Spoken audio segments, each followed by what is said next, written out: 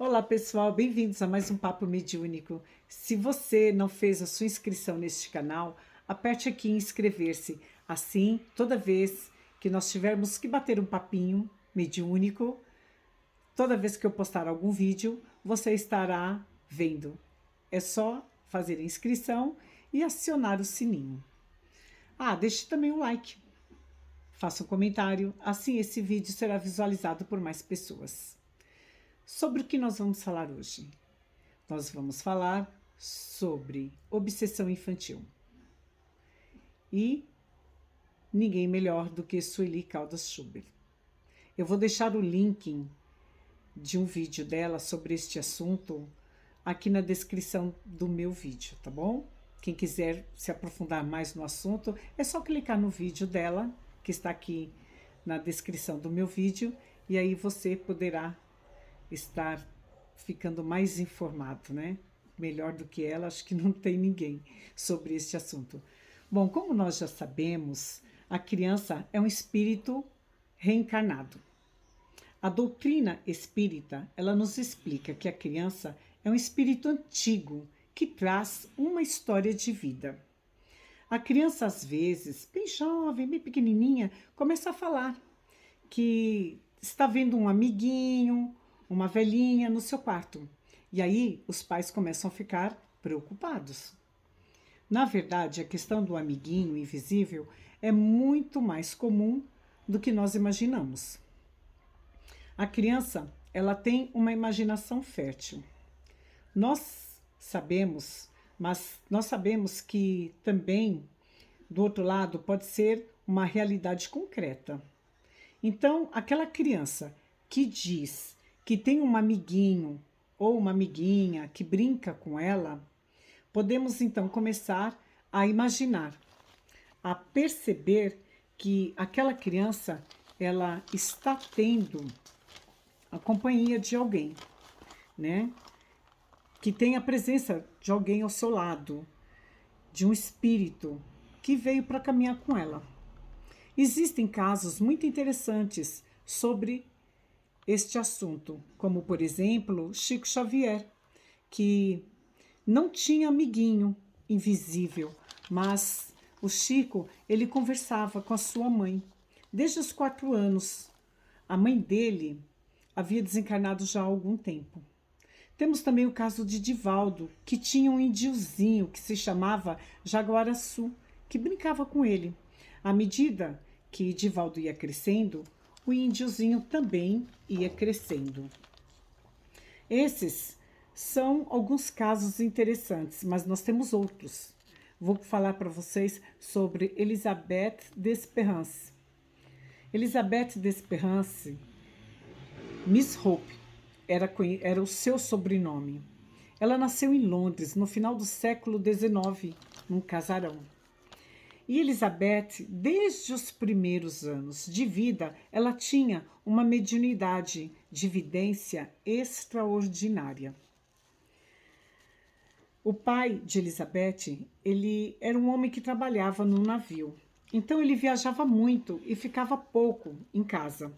A mãe de Elizabeth era doente, vivia sempre acamada.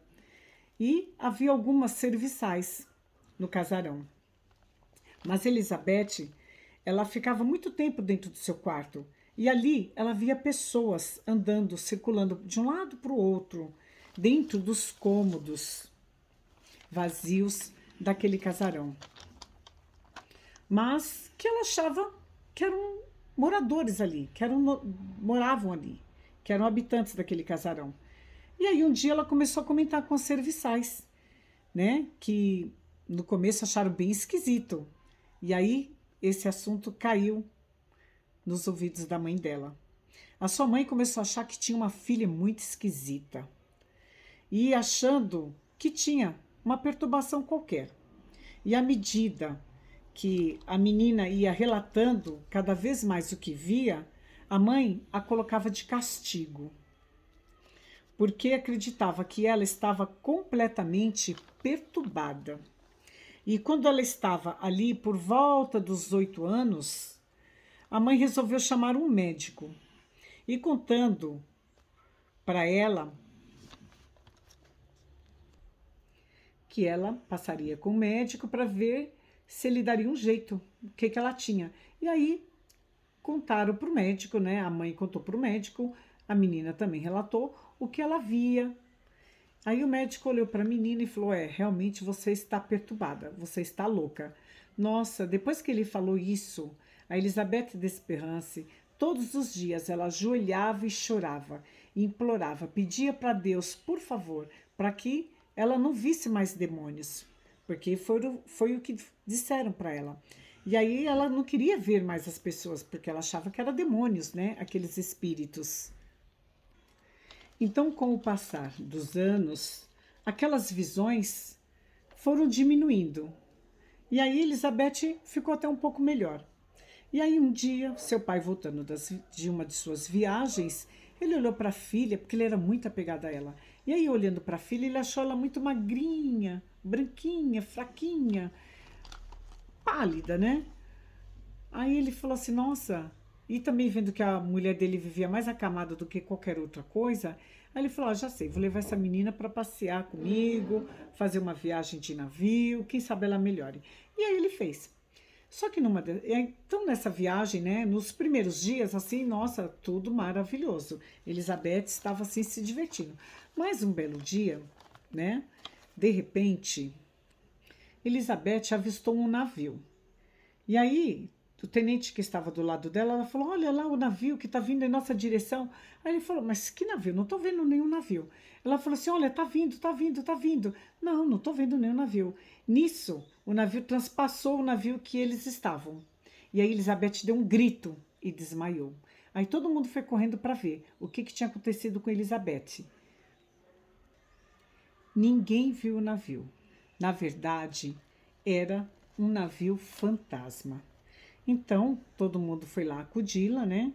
E mais uma vez ficou a comprovação de que talvez naquele lugar tivesse havido um acidente, uma tragédia, algum navio que tivesse afundado, enfim. Este foi o navio que ela viu. Era um navio fantasma. Depois de alguns anos, Elizabeth se tornou uma grande médium de efeitos físicos, de transporte, de magnetização, de receituário. Então ela tinha um conjunto de faculdades mediúnicas fantástico. E ela escreveu um livro, No País das Sombras, que é editado pela FEB, que fala sobre mediunidade. Elizabeth Desperance traz para nós esse exemplo de mediunidade na infância. E as crianças de hoje, como é que estão? As nossas crianças estão apresentando mediunidade bem jovens. Têm recebido, e os centros espíritas, eles têm recebido no atendimento fraterno bastante pais que chegam dizendo que suas crianças estão tendo visões, que estão falando que têm amiguinhos, enfim, uma série de coisas que os pais vão se queixar no atendimento fraterno no centro espírita. Então, a casa espírita, ela tem que estar preparada para receber essas crianças. Os pais têm que tomar muito cuidado para não achar que o seu filho é um missionário. Ou então os pais ficarem perguntando para as crianças, e aí, o que você está vendo? Você está falando com alguém? O que ele está falando? Fica instigando a criança, né?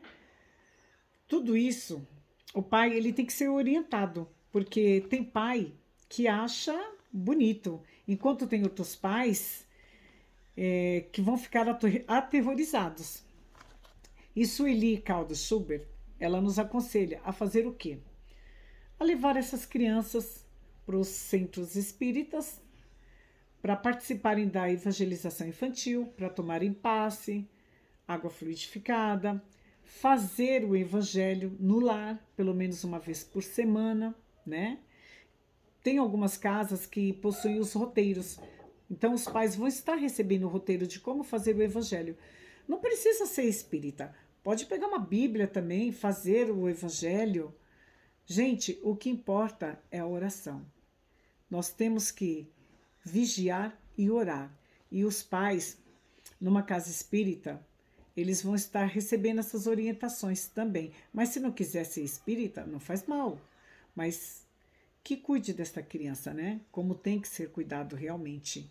Então, a prece, a orientação vai ajudar muito.